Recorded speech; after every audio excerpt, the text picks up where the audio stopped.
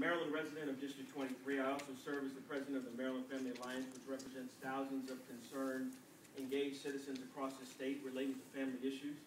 I also serve as a pastor in Beltsville, Maryland, and one of the leaders of the Maryland Pastors Alliance. Today I come to testify not only to relate my own concern, but I also come to relate the concerns of thousands of other voting citizens, families, and clergy. Marriage is a concept that is not a concept that only affects one group of people. And while love is a great thing, and I do cherish it, marriage between one man and one woman has provided an enormous amount of social good and benefit to the society. In the state of Maryland, our current law states the definition of marriage is defined between simply one man and one woman, and it has been upheld even in Maryland's court. It is a good law and represents the best decision government could make for the families and children within the state. Fostering an environment as a lawmaker that creates the best environment to raise children is responsible government. Your concern should not be on the pandering to the political mood of the day, but truthfully working towards fostering conditions which unequivocally has proven to be the best environment for children and families. Children do better economically, socially, educationally when they're raised with a mom and a dad, given all things were equal. Somehow, Maryland is now at a place of redefining this long-term standing definition and redefining this great responsible decision that government leaders have made years ago. Perhaps the instigation for this change came from our neighbors in the District of Columbia imposing same-sex marriage by denying the people the right to vote. I've not heard mention that surely the time is now to, I've heard much mention that surely the time is now to do this in Maryland because the majority of people believe in it.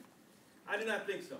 31 out of 31 states, as I'm sure you've heard repetitively over and over again, states that have asked people to speak out loudly on this issue, declaring their public opinion, has not changed.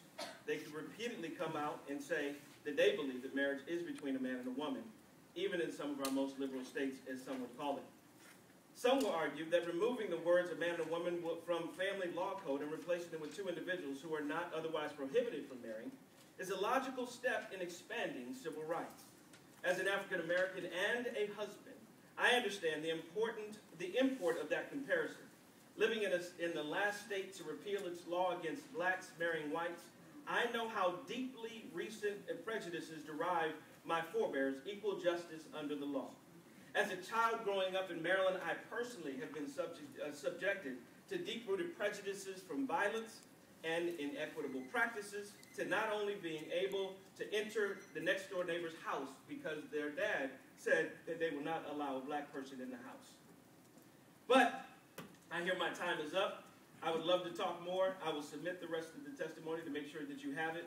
But you need to understand that I stand with the company of people, and that we do not believe that even the aspect of the segregation laws that were inappropriately given, even in the Loving versus Virginia case and so many other instances, would be equitable to beginning to change it and redefine marriage as we know it.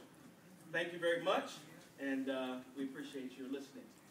Thank you.